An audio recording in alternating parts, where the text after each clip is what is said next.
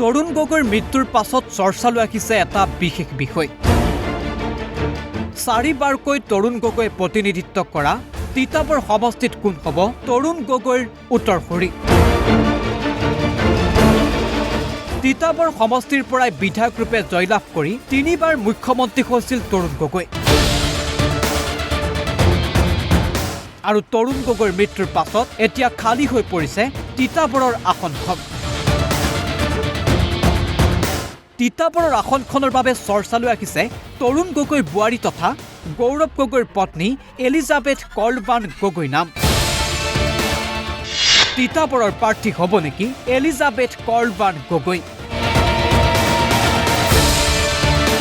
প্ৰদেশ কংগ্ৰেছৰ সভাপতি ৰিপুণ বৰাৰ মতে তিতাবৰ সমষ্টিত প্ৰাৰ্থী কোন হ'ব তাৰ সিদ্ধান্ত ল'ব তৰুণ গগৈৰ পৰিয়ালে।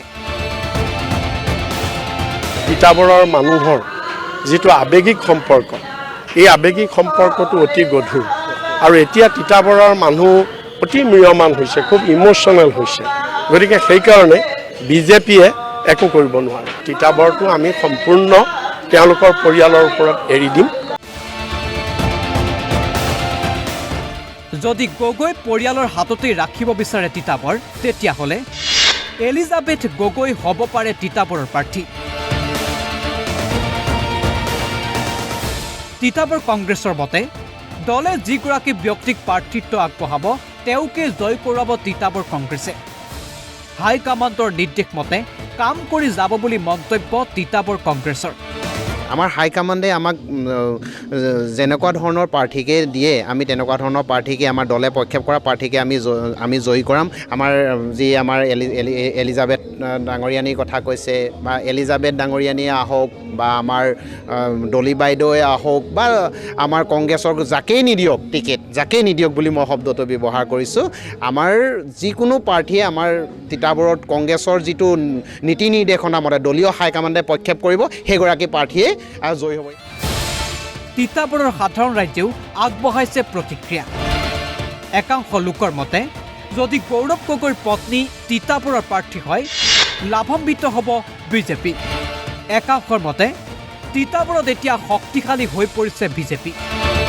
আন একাংশই ক'ব বিচাৰে তিতাবৰৰ ৰাইজে হেনো বিধায়ক হিচাপে বিচাৰিছে তিতাবৰৰ এজন স্থানীয় লোকক। বিজেপি এতিয়া বৰ্তমান শাসনত আছে, তেওঁলোকে কিন্তু তিতাবৰত যথেষ্ট শক্তিশালী হ'ল। আগতে তৰুণ গগৈ ছাৰৰ নামত তিতাবৰত আমি কংগ্ৰেছৰ দুৰ্গ বুলি ক'ব পাৰোঁ, কাৰণ তৰুণ গগৈ ছাৰৰ প্ৰতি আমাৰ অশেষ ভক্তি শ্ৰদ্ধা আছিল। তেওঁ সৎ সহজ সৰল এজন ব্যক্তি আছিল। সেইকাৰণে মুদিৰ হৈও তৰুণ গগৈ ছাৰৰ যিটো দুৰ্গ, সেই দুৰ্গটো তেওঁ খহাব পৰা নাছিল, সেই দুৰ্গ অক্ষত অৱস্থাত আছিল। কিন্তু বৰ্তমান তৰুণ গগৈ ছাৰ নাই।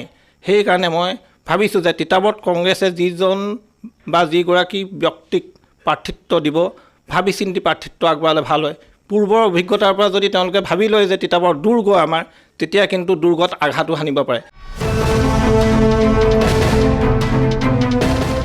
সমাগত 2021 বিধানসভাৰ নিৰ্বাচন চমু চাপি অহাৰ লগে লগেই শাসক বিৰোধীৰ মাজত বৃদ্ধি পাইছে ৰাজনৈতিক তৎপৰতা। তাৰ সমান্তৰালভাৱে তিতাবৰৰ সমষ্টিটোক লৈও বৃদ্ধি পাইছে চৰ্চা। তৰুণ গগৈৰ উত্তৰসূৰী কোন হ'ব এতিয়াও স্পষ্ট কৰা নাই গগৈৰ পৰিয়ালে। তিতাবৰৰ ৰাইজে কোৱাৰ দৰে এলিজাবেথ গগৈ যদি তিতাবৰৰ প্ৰাৰ্থী হয় বিজেপিৰ দখললৈ যাব নেকি কংগ্ৰেছৰ দুৰ্গ তিতাবৰ সমষ্টি। তিতাবৰৰ পৰা অমৰজিৎ সিং ৰাজপুতৰ ৰিপৰ্ট, ঈশান নিউজ।